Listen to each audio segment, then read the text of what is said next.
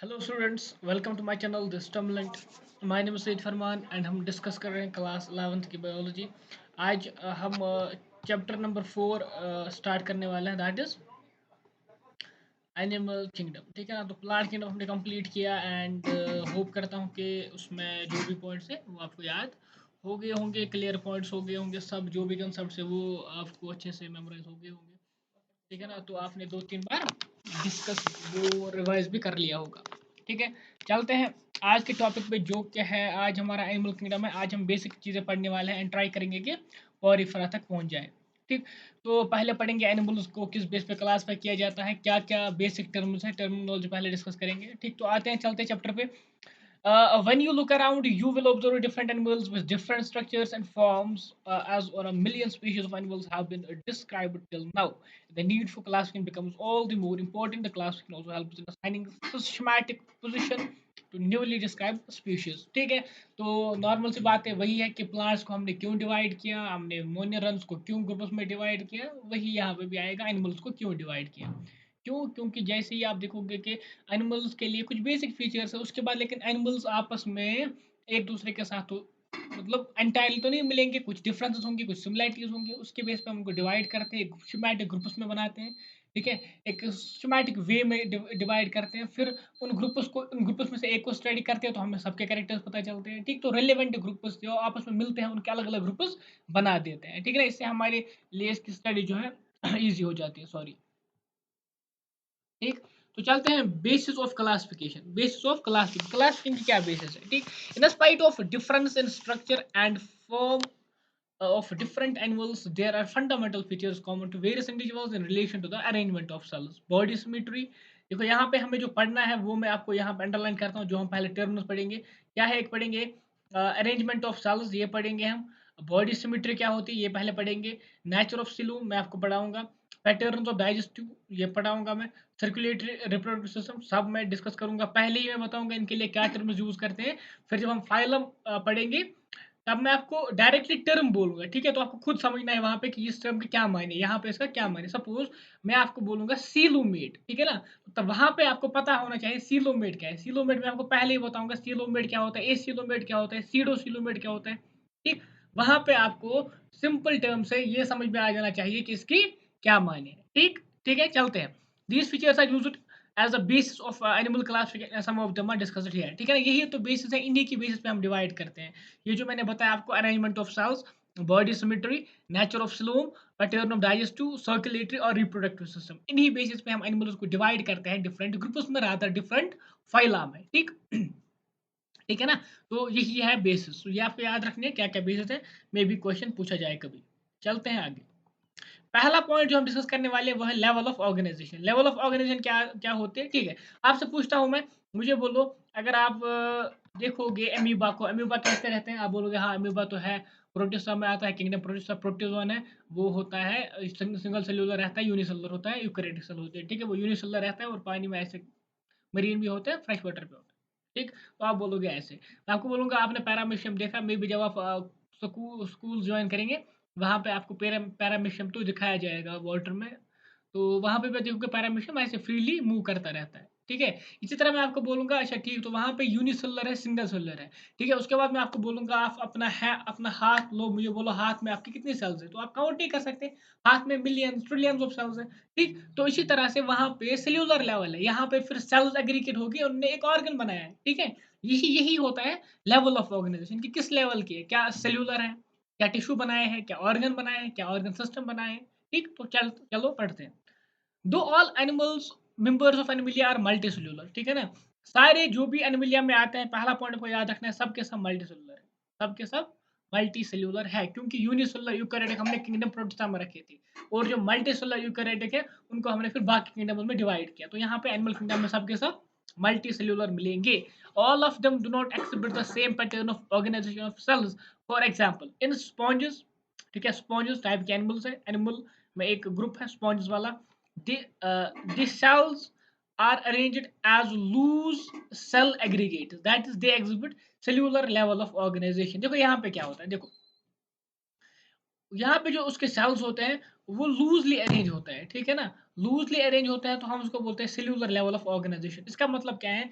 इसका मतलब है यहाँ पे वो काम को आपस में डिवाइड नहीं करती। मतलब सेल्स तो एक ही जगह पे है, ठीक है ना? उन्होंने एक ऑर्गेनिज्म को बनाया है, सेल्स ने एग्रीगेट होके एक ऑर्गेनिज्म बनाया है, लेकिन सेल्स अपना ख्याल अलग-अलग रखती है। मतलब वो डिवीजन ऑफ लेबर नहीं करते, काम को वो डिवाइड नहीं करते। सपोज़ मैं आपको बोलूँगा आपके पास क्या है, आप फूड खाते हो, ठीक है?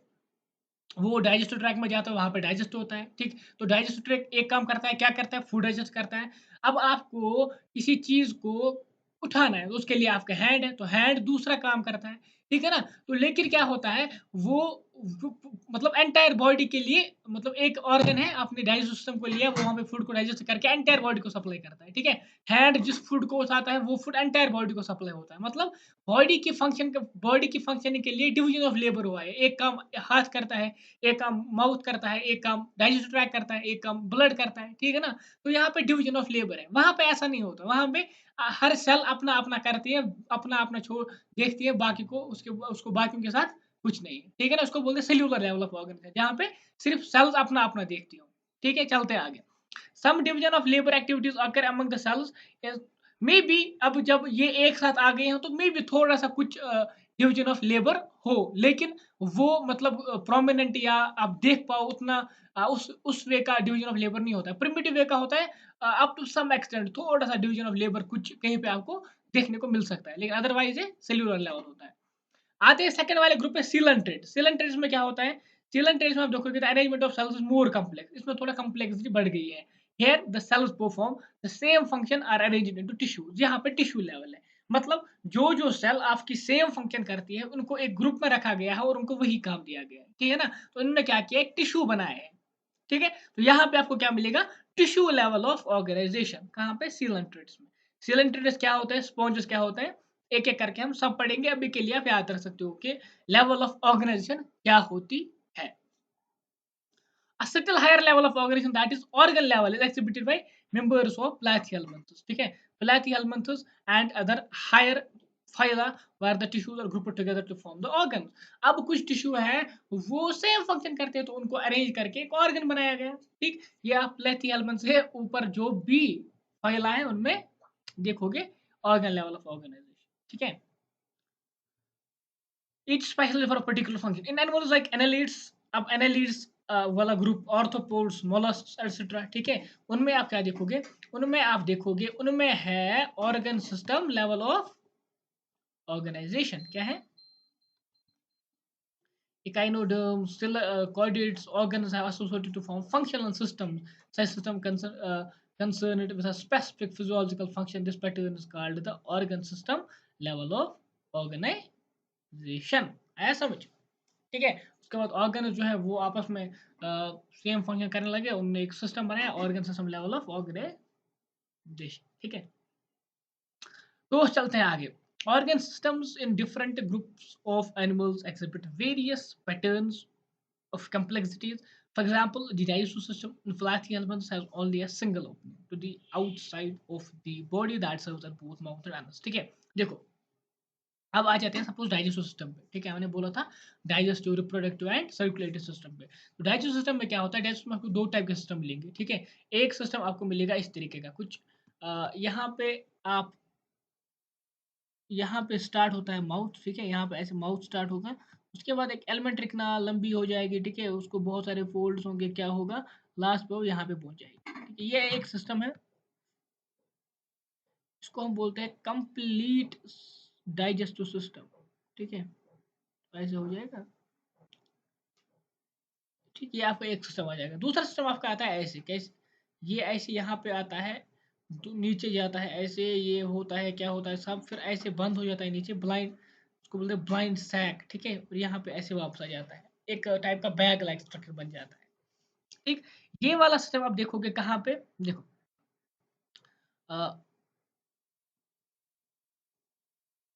ठीक है, चलते हैं। Exhibit various patterns complete, for example digestive system of प्लेथी में अगर आप देखोगे तो it has only a single opening, ठीक है? तो the outside of the body that serves both mouth and anus. तो ये वाली ओपनिंग जो यहाँ पे है, कौन सी वाली ओपनिंग? ये वाली ओपनिंग जो है, ये वाली ओपनिंग जो है, ठीक है? ये यहाँ पे सर्व करती है both as a mouth as a mouth and as anus, मतलब यही से फूड लेते हैं, फिर अंदर डाइजेस्ट करके वेस्ट भी यही से बाहर किया जाता है। ये किस में है, ये आपको मिलेगा प्लेथिहेल्मंथ्स में।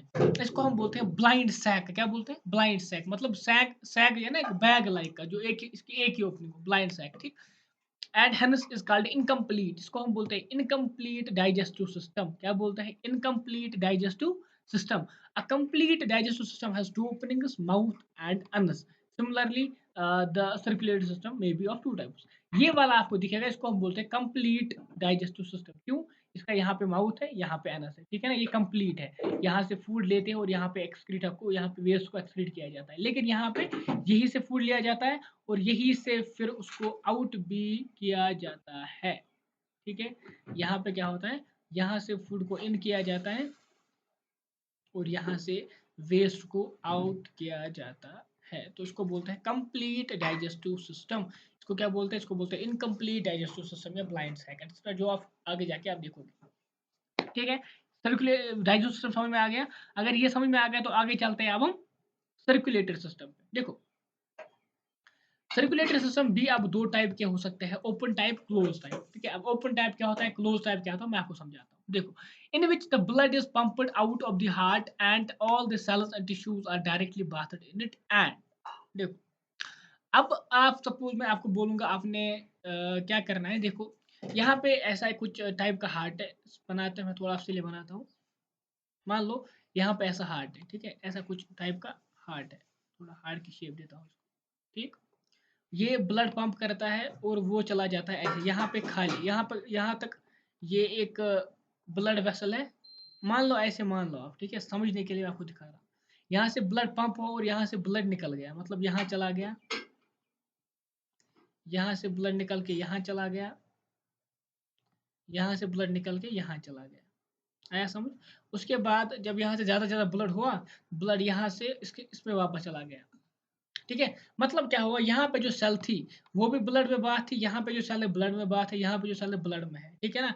मतलब जो भी सेल है वो डायरेक्टली ब्लड में बात है, मतलब वो ब्लड में उसके अराउंड ब्लड है और वो ब्लड से वहां पे अपने न्यूट्रिएंट से अपने लिए जो भी चीजें हैं वो लेके एक्सक्रीटा को ब्लड में छोड़ देते हैं। इसको बोलते हैं ओपन टाइप। क्या बोलते हैं, ओपन टाइप में क्या होता है, मतलब साइनसेस होते हैं, मतलब आप छोटे छोटे टाइप के डिप्रेशन होते हैं जिनमें ब्लड चला जाता है, वो ब्लड वहाँ पे रहता है, उसमें सेल्स होती है, वहाँ पे सेल्स होती है, तो वो सेल डायरेक्टली वहाँ से लेती है और चली जाती है, ठीक है। इसको बोलते हैं ओपन टाइप, जिसमें ओपन ब्लड हो, ब्लड को डायरेक्टली फेंका जाता है टिश्यू के ऊपर से, टिश्यू से ऊपर वापस लिया जाता है, ठीक है। इसको बोलते हैं open type of circulatory system. Close type में क्या होता है, in which the blood is circulated through a series of vessels, ठीक है ना, of varying diameters, arteries, veins and capillaries.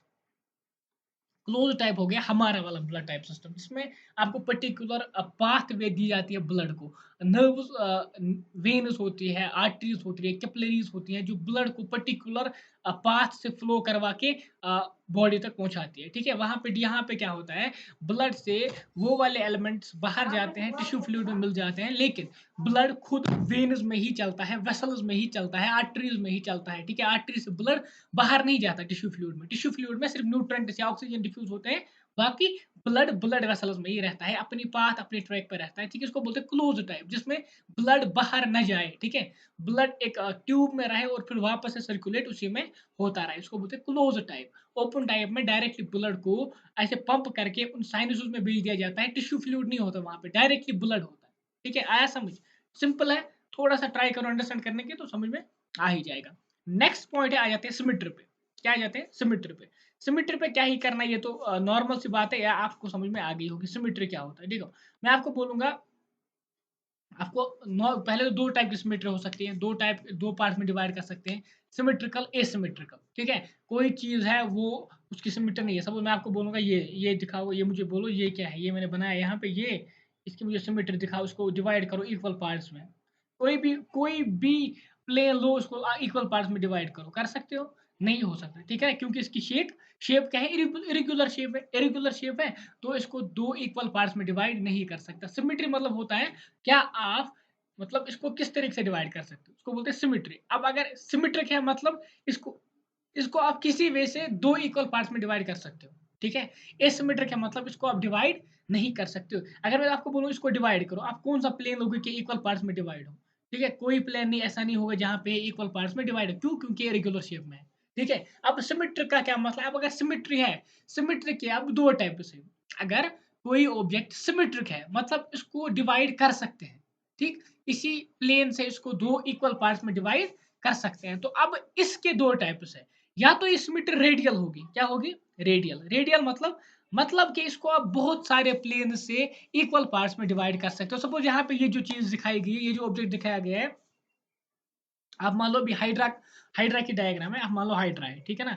तो हाइड्रा यहाँ पे आपको दिखाए गए तीन तीन प्लेन आपको दिखाए गए, ठीक है। ये प्लेन यहाँ से जो है, ये वाला प्लेन, यहाँ से जो ये वाला प्लेन है, ठीक है, ये वाला प्लेन ऐसे भी इक्वल पार्ट्स में डिवाइड होता है।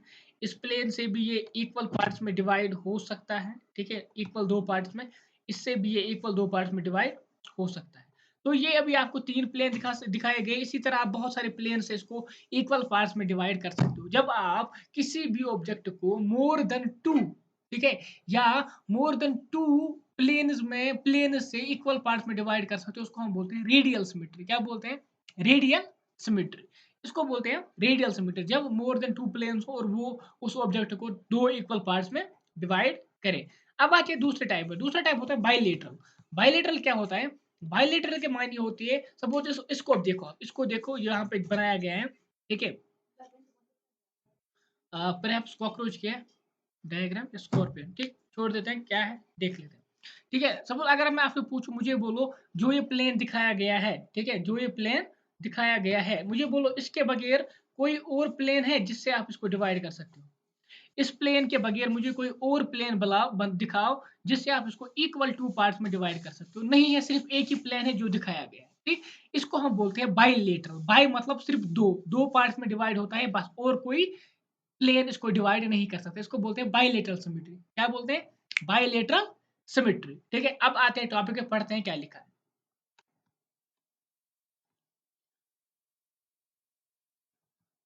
Animals can be categorized on the basis of their symmetry. Sponges are mostly asymmetrical. पहला asymmetrical and symmetrical. Asymmetrical में आपको मिलेंगे sponges, ठीक है।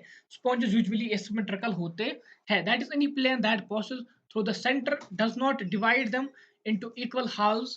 When any plane passing through the central axis of the body divides the organism into two identical halves, it is called radial symmetry, ठीक है। When any plane, याद रखना, any plane, कोई भी प्लेन जहां से भी आप डाल रहे हो, वो प्लेन उसको दो इक्वल पार्ट्स में डिवाइड करता है, तो इसको हम बोलते हैं रेडियल सिमेट्री। क्या बोलते हैं? Radial symmetry. किस किस में आपको रेडियल सिमेट्री देखने को मिलेगी? आपको मिलेगी सेलेंट्रेट्स में, टीरोफोर्स में, इकाइनोडर्म्स में, ठीक है। ये सब क्या है? ये फाइला है एनिमल किंगडम की, ठीक है। एनिमल किंगडम के हमारे, ठीक है, आप अभी जाके आप देखोगे कि सपोज पॉरिफरा है, उसके बाद सिलेंट्रेटा है, टीनोफोरा है, ठीक, प्लेथियल्मंस है, निमिथियल्मंस है, उसके बाद एनेलिडस है, मोलस्का है, आर्थ्रोपोड्स है, ठीक है, इकायरोडर्मस है, हेमिकॉर्डेटा है, कॉर्डेटा है, ठीक। ये ऑलमोस्ट आपको 11 फाइला मिलेंगे। ये 11 फाइला जो है, ठीक है, ये सब फाइला है, इनमें अलग अलग ऑर्गन को रखा गया है। तो इन 11 फाइला में से सीलेंट्रेटस, टीनोफोर्स, इकायरोडर्मस आपको मिलेगी रेडियल सिमेट्री। क्या मिलेगी? रेडियल सिमेट्री, ठीक है। ये पहला स्पॉन्ज है या पॉरिफेरा है, उसके बाद आपको सीलेंट्रेटा, टीनोफोरा, इकायरोडर्मस। इकायरोडर्मस लास्ट है, ठीक है, इकायरोडर्मस लास्ट बट टू, ठीक है, हेमिकॉर्ड से पहले इकायरोडर्मस आएगा।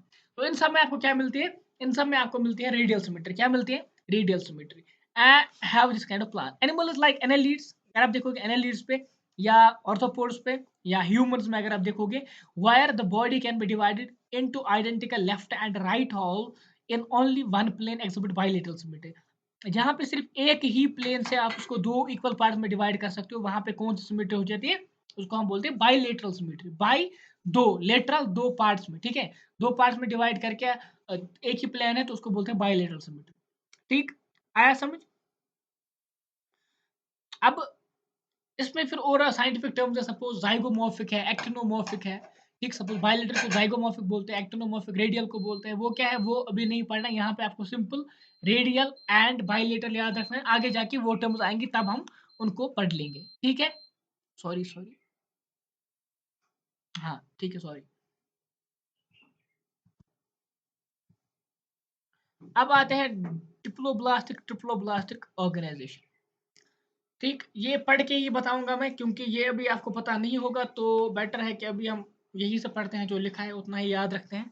आगे जाके हमें समझ में आ जाएगा कि ये क्या होता है। ठीक है ना, लेयर क्या होता है, germ layer. Animals in which the cells are arranged into two embryonic layers, an external ectoderm and internal endoderm, are called diploblastic. Example, coelentrates, and undifferentiated layer mesoglea is present in between the ectoderm and endoderm. देखो, embryo में क्या होता है, embryo में कुछ layer of sales होते हैं, याद रखना है आपको। मैं अभी जो बता रहा हूँ, मे भी समझ में ना आ जाए आपको क्या होता है, आगे जाके हम समझेंगे। नॉर्मल सी बात है, क्योंकि अभी हमने इसके बारे में कुछ नहीं पढ़ा है, तो नहीं आएगा समझ। ठीक?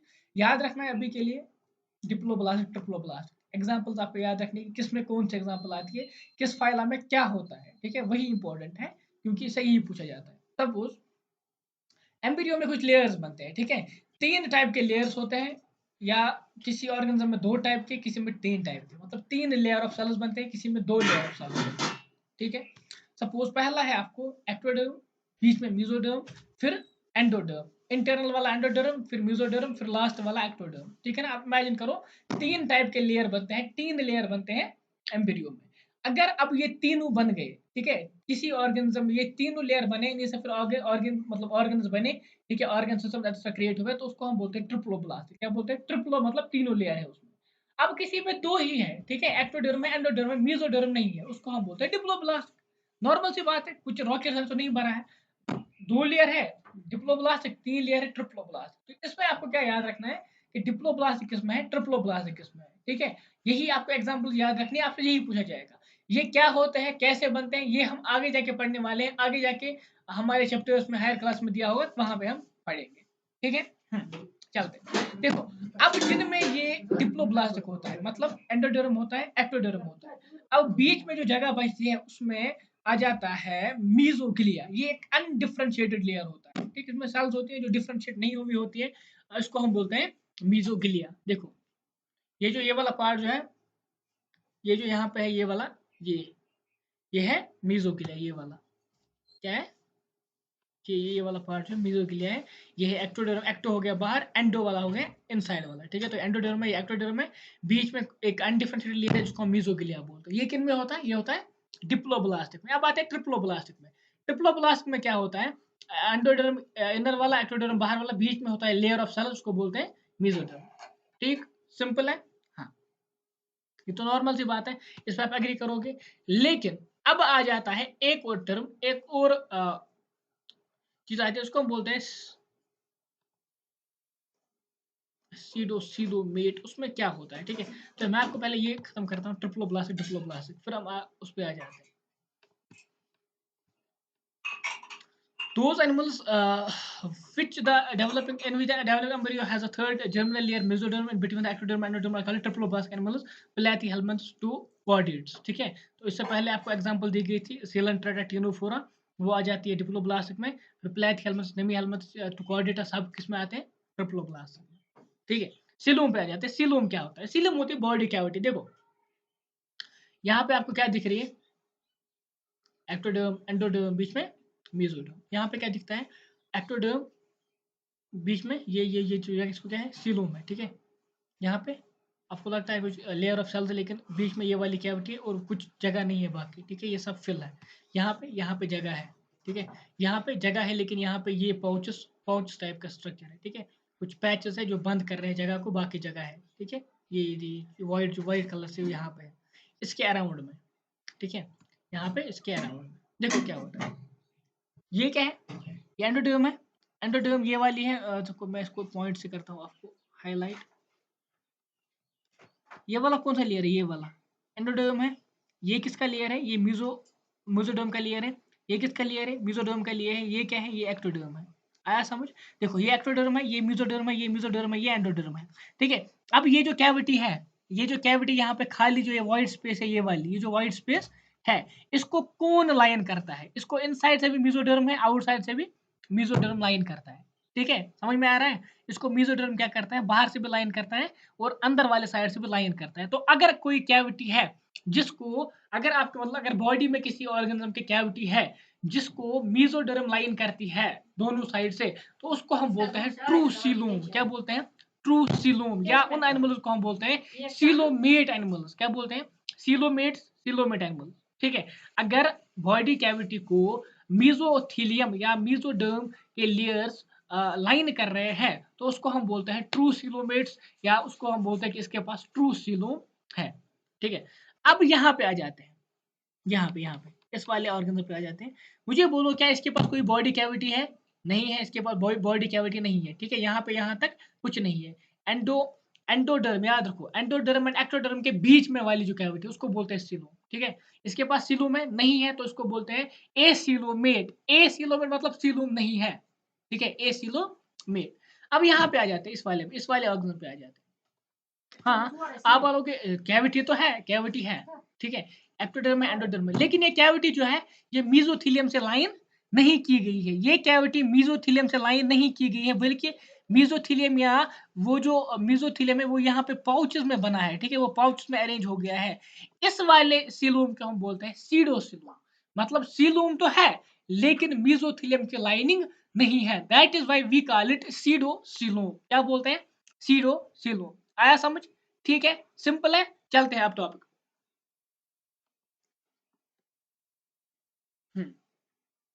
क्या लिखा है?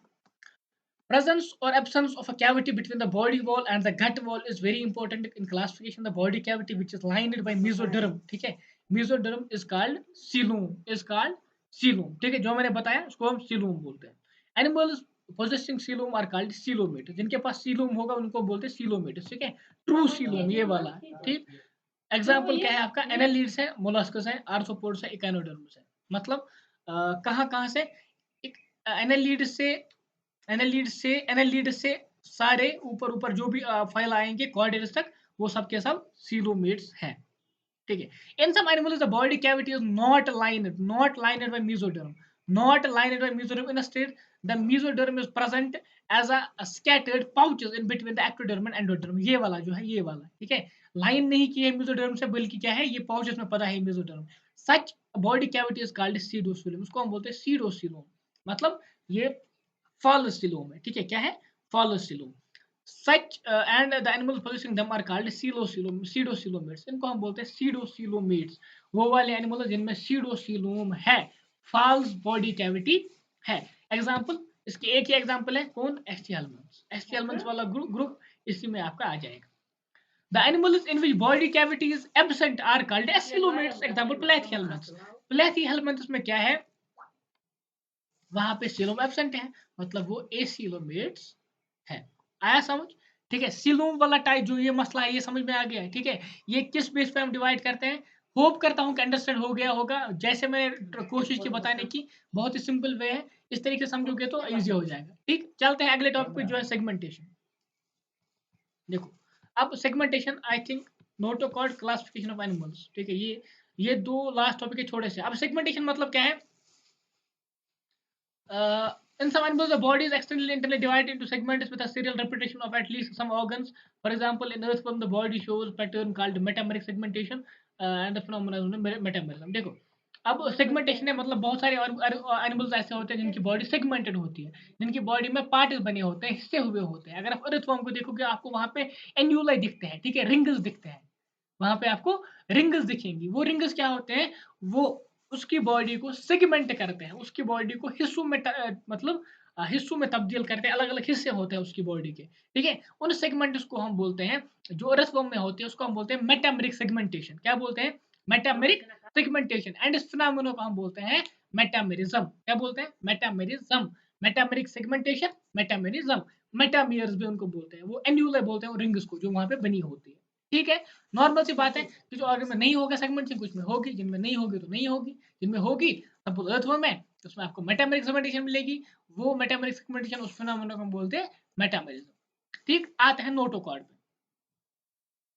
Notochord is मेसोडर्मली derived rod like structure. तो पहली बात यहाँ पे आ जाएगी, मेसोडर्मली मतलब जो बीच वाला लेयर है। ठीक है, तो जो भी डिप्लोब्लास्ट है उनके लिए तो खत्म हो गया है पहले ही। ठीक है, तो किन के लिए है? ट्रिप्लोब्लास्ट के लिए। अब उनमें क्या मसला है? कुछ में होता है, कुछ में नहीं होता। ये क्या होता है पढ़ते हैं। Notochord is मेसोडर्मली derived rod like structure formed on the dorsal side during embryonic development in animals with notochord are called chordates. and animals with do not form this structure are called non-chordates. Example porifera to echinodermata. ठीक है, अब वो notochord एक rod like structure होता है जो embryo में बन जाता है। ठीक है, अगर एम्ब्रियो में बन जाता है फिर परसिस्ट करता है या परसिस्ट ना करे। ठीक है, दोनों सूरतों में कुछ नहीं फर्क पड़ता। अगर एम्ब्रियो में आपका नोटोकॉर्ड बना तो आप कॉर्डेट्स में आ जाते हो। आपको दो ग्रुप बनाए गए, कॉर्डेट्स नॉन कॉर्डेट्स।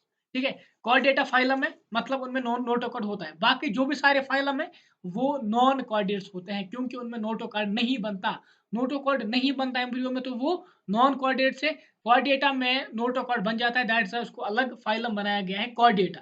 ठीक है, ऐसे याद रखना है आपको। नॉन कॉर्डेट्स में पोरिफेरा से इकोनोडर्मिस तक वहां पे कोई भी नोटोकॉर्ड नहीं होता, कॉर्डेटा में नोटोकॉर्ड होता है। The broad classification animals based on common fundamental features are mentioned in the preceding section. ठीक है, एक टेबल दिया है ये आपके लिए, मैं थोड़ा इसको बड़ा करता हूँ, आप खुद देखोगे क्लासिफिकेशन कैसे की है। ठीक है, क्लासिफिकेशन किस बेस पे की गई है यहाँ पे है, आप देखोगे इसको कि क्या क्या है। Level of organisation, symmetry, body, coelom, phylum. ठीक है, ये फाइलम है आपका पहला फाइलम फोरिफेरा। ये ऐसी जब नीचे आप जाओगे तो इसकी जो ऑर्गेनाइजेशन है वो कम्प्लेक्स होती जाती है। मतलब यहाँ पे सिंपल है, फिर यहाँ पे जाओगे तो कम्प्लेक्सिटी बढ़ती जाती है। ठीक है, पहला आपका आएगा phylum Porifera, Coelenterata, Ctenophora, Platyhelminthes, Aschelminthes, Annelida, Arthropoda, Mollusca, Echinodermata, Hemichordata and Chordata. ठीक है, अब क्या करेंगे हम नेक्स्ट लेक्चर में आके पहला ही जो हमारा पोरिफेरा है ये स्टार्ट करेंगे। ठीक है, पोरिफेरा में जितना हो सकेगा वो कंप्लीट करेंगे। इसी तरह पोरिफेरा के बाद वहीं पे ट्राई करेंगे सिलेंट्रेटा को। सिलेंट्रेटा के पॉइंट सब याद रखेंगे। अब मैं वहां पे जनरल टर्म्स यूज करूंगा। सपोज मैं आपको बोलूंगा ये सीलोमेट है, इसको आपका खुद समझ में आ जाना चाहिए कि सीलोमेट की क्या मानी है।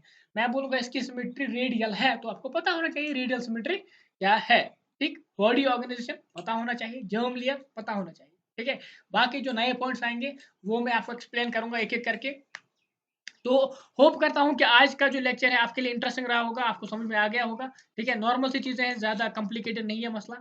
ठीक, तो ऐसे ही आपको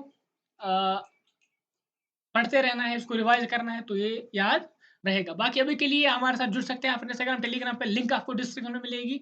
एंड आप इसको अपने फ्रेंड्स के साथ शेयर कर सकते हैं, जो भी आपके फ्रेंड्स आपके साथ जुड़े हों। बाकी अभी चैनल को सब्सक्राइब करके जाइएगा एंड लाइक का बटन जो है उसको प्रेस कीजिएगा। बाकी thanks for watching, thanks lot.